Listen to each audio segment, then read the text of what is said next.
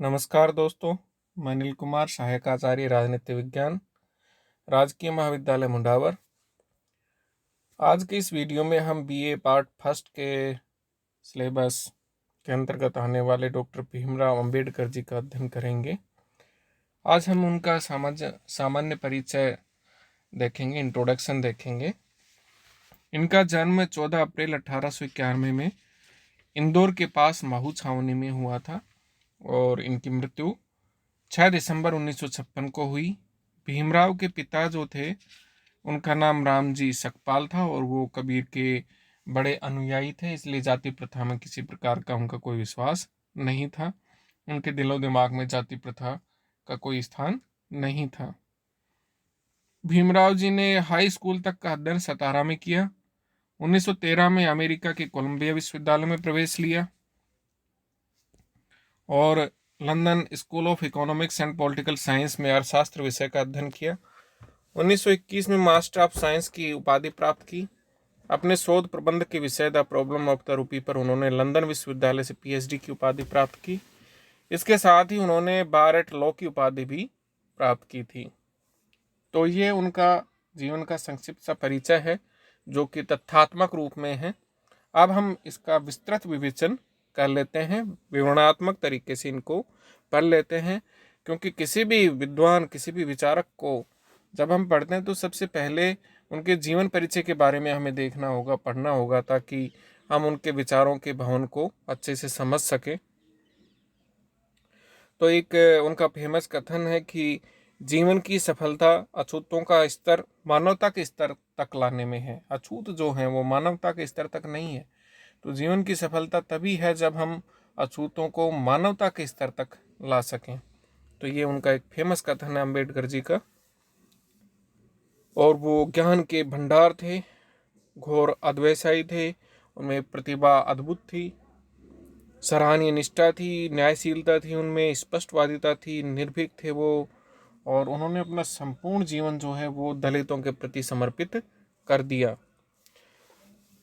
उनका जन्म महार जाति में हुआ था जो कि अस्पृश्य समझी जाती है, अछूत समझी जाती है, और इस वजह से उन्हें पग पग पर भारी अपमान झेलना पड़ा, बेइज्जती झेलनी पड़ी, घोर यंत्रणा की स्थितियों का सामना करना पड़ा। इन अपमानों और सामाजिक यातनाओं को झेलते हुए वे जीवन में निरंतर आगे बढ़े और उन्होंने निश्चय किया कि भारत के अस्पृश्य वर्ग के लिए अमानवीय जीवन की इस स्थिति को समाप्त कर उन्हें मानवता के स्तर पर लाना है। इस महामानव ने भारत के दलित वर्ग के प्रति निष्ठा और समर्पण की जिस स्थिति को अपनाया था, उसके आधार पर उसे भारत का लिंकन और मार्टिन लूथर कहा गया, और यहाँ तक कि उन्हें बोधिसत्व की उपाधि भी प्रदान की गई।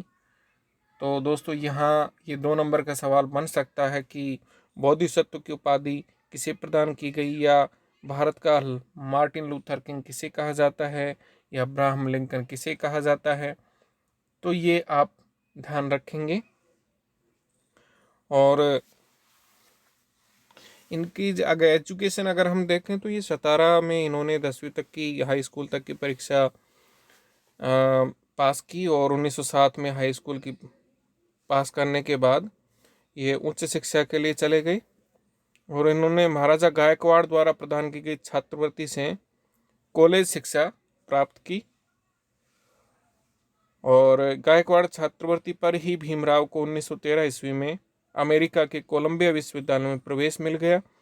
वे भारत के पहले अछूत और महार थे जो पढ़ने के लिए फॉरेन गए थे। विश्वविख्यात अर्थशास्त्री प्रोफेसर सेल्गमैन अंबेडकर के टीचर थे, और 1915 में उन्होंने अर्थशास्त्र विषय में एमए की परीक्षा उत्तीर्ण की। 1917 में उन्होंने कोलंबिया विश्वविद्यालय से पीएचडी की उपाधि प्राप्त की। 1916 में पीएचडी का शोध प्रबंध प्रस्तुत करने के बाद ही वे लंदन आ गए, और यहाँ उन्होंने विधि के अध्ययन के लिए द ग्रेज इन और अर्थशास्त्र के अध्ययन के लिए विश्व की प्रसिद्ध शिक्षण संस्था London school of economics and political science में प्रवेश लिया। भीमराव जी में पढ़ने की बहुत ज़्यादा लगन थी। वे दोपहर का खाना बिना खाए हुए पुस्तकालय में पढ़ते रहते थे, लेकिन बड़ौदा रियासत के साथ हुए अनुबंध के आधार पर उन्हें अध्ययन बीच में छोड़कर 2 वर्ष के लिए बड़ौदा राज्य के मिलिट्री सचिव के पद पर कार्य करना पड़ा। सन 1920 में वे पुनः अध्ययन हेतु लंदन चले गए और 1921 में उन्होंने मास्टर ऑफ साइंस की उपाधि प्राप्त की। अपने शोध प्रबंध the problem of the rupee पर उन्होंने विश्वविद्यालय से पीएचडी की उपाधि प्राप्त की। ये भी महत्वपूर्ण है कि उन्होंने अपना शोध प्रबंध कौन से टॉपिक पर किया, तो the problem of the rupee के ऊपर उन्होंने अपना पीएचडी का काम किया। इसी दौरान उन्होंने बारेट लॉ की उपाधि भी धारण की। इंग्लैंड से लौटकर उन्होंने निश्चय किया कि वे अपनी आजीविका के लिए वकालत करेंगे और शेष समय अछूतों व गरीबों की सेवा में लगाएंगे। सन 1923 में उन्होंने वकालत प्रारंभ की तथा साथ ही अछूतों के उद्धार के लिए संघर्ष प्रारंभ कर दिया। 1923 से ही अंबेडकर ने मुंबई में, जो कि तत्कालीन समय में बम्बई हुआ करता था, वहां से एक पाक्षिक समाचार पत्र बहिष्कृत भारत का प्रकाशन प्रारंभ किया। अंबेडकर ने दलित वर्गों को संगठित करने की आवश्यकता अनुभव की, जिससे वे सवर्णों द्वारा किए जा रहे सामाजिक अन्याय का प्रभावशाली ढंग से विरोध कर सके। इस उद्देश्य से उन्होंने 20 जुलाई 1924 को बहिष्कृत हितकारिणी सभा की स्थापना की। इस सभा की गतिविधियों को गति देने के लिए उन्होंने महाराष्ट्र के विभिन्न भागों का दौरा किया तथा दलित वर्गों में इस संदेश का प्रसार किया कि उनका उत्थान शिक्षा, संगठन और स्वयं उनके द्वारा सक्रिय एवं प्रभावी संगठन के माध्यम से ही संभव है। अप्रैल 1925 में अंबेडकर ने बम्बई प्रेसिडेंसी में नेपानी नामक स्थान पर प्रांतीय दलित वर्ग सम्मेलन की अध्यक्षता की। डॉक्टर अंबेडकर ने दलित वर्गों को संगठित संघर्ष की प्रेरणा भी दी।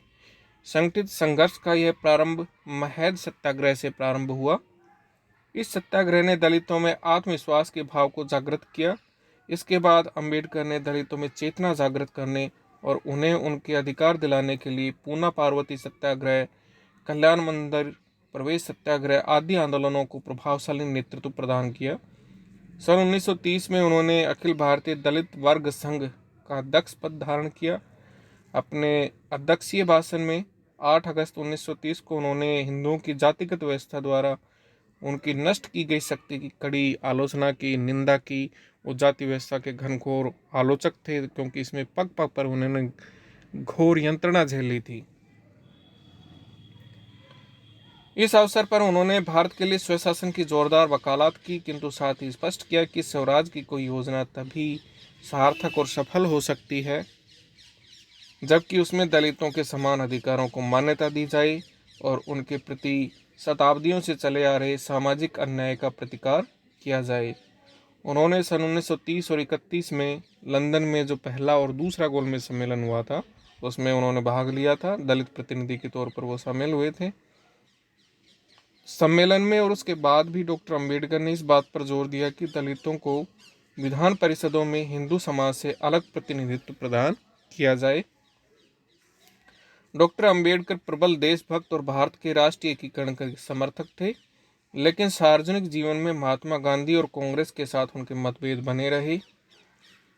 मतभेद का एक आधार तो दलितों के लिए पृथक प्रतिनिधित्व का प्रश्न था। इसके साथ ही डॉक्टर अंबेडकर का यह दृष्टिकोण था कि उन व्यक्तियों तथा संस्थाओं को अछूतों की बात कहने का हक नहीं है जो अछूत नहीं है। कुछ अवसरों पर तो डॉक्टर अंबेडकर ने कांग्रेस और महात्मा गांधी के प्रति भारी कटुता की स्थिति को अपना लिया। डॉक्टर अंबेडकर कहते थे कि कांग्रेस ने अछूतोद्वार के कार्य में ईमानदारी का परिचय नहीं दिया है। डॉक्टर अंबेडकर ने अपने साथियों की सलाह से अगस्त 1936 ईस्वी में इंडिपेंडेंट लेबर पार्टी की स्थापना की और इस राजनीतिक संस्था ने दलित वर्ग, मजदूर, किसानों की अनेक समस्याओं को लेकर कार्य शुरू किया। मुंबई प्रदेश में इस पार्टी ने सन 1937 का चुनाव भी लड़ा था। इसने अनुसूचित जातियों के लिए सुरक्षित 15 जो स्थान थे उनमें से 13 स्थानों पर जीत दर्ज की और इसके साथ ही उन्होंने 2 सामान्य जो सीटें थी उनके ऊपर भी जीत हासिल की। इसने अनुसूचित जातियों के साथ साथ जो सामान्य सीटों पर जीत हासिल की वो एक बड़ी उपलब्धि थी। कहीं ना कहीं इनका दबदबा था उस क्षेत्र में। बम्बई विधानसभा के सदस्य के रूप में डॉक्टर अंबेडकर और उनकी इस पार्टी ने किराएदारी कानून, एंटी स्ट्राइक बिल और खोटी बिल आदि की खुलकर आलोचना की। उन्होंने इस बात पर जोर दिया कि मजदूरों को सत्याग्रह का अधिकार होना ही चाहिए। 7 अगस्त 1942 को उन्हें गवर्नर जनरल की परिषद का सदस्य मनोनीत किया गया। अब दलितों की अखिल भारतीय राजनीतिक संस्था स्थापित करने की आवश्यकता अनुभव की जा रही थी। अतः पुरानी इंडिपेंडेंट लेबर पार्टी को अखिल भारतीय अनुसूचित जाति संघ में तब्दील कर दिया गया, बदल दिया गया। कांग्रेस के साथ डॉक्टर अंबेडकर के बहुत ज़्यादा मतभेद थे, लेकिन कांग्रेस नेता विशेषतः नेहरू और पटेल भी डॉक्टर अंबेडकर की प्रतिभा के कायल थे। अतः कांग्रेस ने सहयोग देकर उन्हें संविधान सभा का सदस्य निर्वाचित कराया। संविधान सभा में उन्हें संविधान प्रारूप समिति के अध्यक्ष का अत्यधिक महत्वपूर्ण दायित्व सौंपा गया और उन्होंने पूरी योग्यता के साथ इस दायित्व को निभाया भी। दलितों को सामाजिक जीवन में समानता की स्थिति प्राप्त हो, इस बात के लिए संवैधानिक व्यवस्था डॉक्टर अंबेडकर के प्रयत्नों का ही परिणाम है। भारतीय संविधान पर डॉक्टर अंबेडकर के व्यक्तित्व की छाप अंकित है और उन्होंने संविधान निर्माण में उनकी महत्वपूर्ण भूमिका के कारण ही आधुनिक युग का मनु भी कहा जाता है, क्योंकि जो पुराने मनु थे जिन्होंने मनुस्मृति की रचना की, उसमें उन्होंने जाति प्रथा का, वर्ण व्यवस्था का समर्थन किया था, लेकिन अंबेडकर जाति व्यवस्था या वर्ण व्यवस्था के घनघोर निंदक हैं, आलोचक हैं, इसलिए इनको आधुनिक मनु कहा जाता है, जो कि मनु से बिल्कुल विपरीत है। 3 अगस्त 1949 को डॉक्टर अंबेडकर को भारत सरकार का कानून मंत्री बना दिया गया। कानून मंत्री के रूप में उनका सबसे अधिक प्रमुख कार्य हिंदू कोड बिल था। इस कानून का उद्देश्य था हिंदुओं के सामाजिक जीवन में सुधार, तलाक की व्यवस्था और स्त्रियों के लिए संपत्ति में हिस्सा। इस कानून की कुछ प्रमुख बातें थी। नेहरू और अंबेडकर के बीच कुछ प्रश्नों पर मतभेद थे और अंत में 27 सितंबर 1951 को डॉक्टर अंबेडकर ने मंत्रिमंडल से इस्तीफा दे दिया, त्यागपत्र दे दिया। डॉक्टर अंबेडकर निरंतर यह अनुभव कर रहे थे कि हिंदू धर्म में दलितों को सम्मानजनक स्थिति प्राप्त नहीं है। वस्तुतः हिंदू धर्म उनके स्वाभिमान के साथ मेल नहीं खा रहा था। इन परिस्थितियों में 1955 में उन्होंने भारतीय बुद्ध महासभा की स्थापना की तथा भारत में बौद्ध धर्म के प्रचार प्रसार का बीड़ा उठाया। इसके बाद 14 अक्टूबर 1956 को उन्होंने नागपुर में हुई एक ऐतिहासिक सभा में 5 लाख व्यक्तियों के साथ बौद्ध धर्म ग्रहण किया। 6 दिसंबर 1956 को प्रातःकाल की बेला में उनका देहावसान हो गया। निर्भयता, स्पष्टवादिता और अक्खड़पन उनके स्वभाव के अंग थे, जो सदैव उनके साथ बने रहे।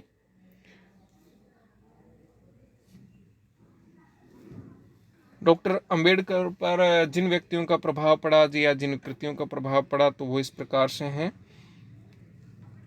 रामायण और महाभारत तथा अंबेडकर के 3 आदर्श थे, गौतम बुद्ध, कबीर और ज्योतिबा फूले। रामायण और महाभारत को उन्होंने काफ़ी अच्छे से पढ़ा था। कबीर का प्रभाव था कि वे धार्मिक स्वभाव के तथा निष्पक्ष और निर्भीक थे। महात्मा फूले के प्रभाव से वे ब्राह्मणवाद के विरुद्ध हुए। उनके प्रभाव के कारण उन्होंने अछूतों को संगठित होने, शिक्षित होने तथा अत्याचारी के विरुद्ध संघर्ष करने की शिक्षा दी थी। गौतम बुद्ध से उन्होंने आध्यात्मिकता तथा छुआछूत विरोधी शिक्षा प्राप्त की। इसी शिक्षा के प्रभाव से उन्होंने धर्म परिवर्तन किया तथा अपने अनुयायियों को इस बात के लिए प्रेरित किया। इन महापुरुषों के अतिरिक्त वे अमेरिकी अध्यापक जॉन डिवे से भी काफी प्रभावित थे। वे बुकर टी वॉशिंगटन के विचार जीवन से भी अत्यधिक प्रभावित थे, जिसने निग्रो लोगों को शिक्षा दी थी और उनके लिए समानता के अधिकार की बात पर जोर दिया था। इनकी जो प्रमुख रचनाएं हैं, कृतियां हैं, वो इस प्रकार से हैं। क्षमा चाहूँगा दोस्तों, ये चित्र उल्टा लग गया स्लाइड में। तो इनकी पहली जो कृति है वो है the untouchable, who are they, ये काफ़ी फेमस कृति है उनकी। दूसरी है हु आर द शूद्र, और तीसरी कृति है उनकी what Congress and Gandhi have done to the untouchables, यानी कि कांग्रेस और गांधी ने अछूतों के लिए क्या किया है, अस्पृश्यता के खिलाफ गांधी जी ने और कांग्रेस ने क्या काम किया है। पाकिस्तान और पार्टीशन टू इंडिया, ये उनकी एक और महत्वपूर्ण कृति है। स्टेट्स एंड माइनॉरिटीज़, ये भी महत्वपूर्ण कृति है। थॉट ऑन लिंग्विस्टिक स्टेट्स, ये भी महत्वपूर्ण कृति है। इमेंसिपेशन ऑफ द अनटचेबल्स, ये भी महत्वपूर्ण कृति है। एनिहिलेशन ऑफ कास्ट, ये भी महत्वपूर्ण कृति है। Speeches and writings of Ambedkar, thus spoke Ambedkar, ये इनकी कुछ और कृतियां हैं। तो आज के इस वीडियो के माध्यम से हमने अम्बेडकर जी के सामान्य परिचय के बारे में जाना।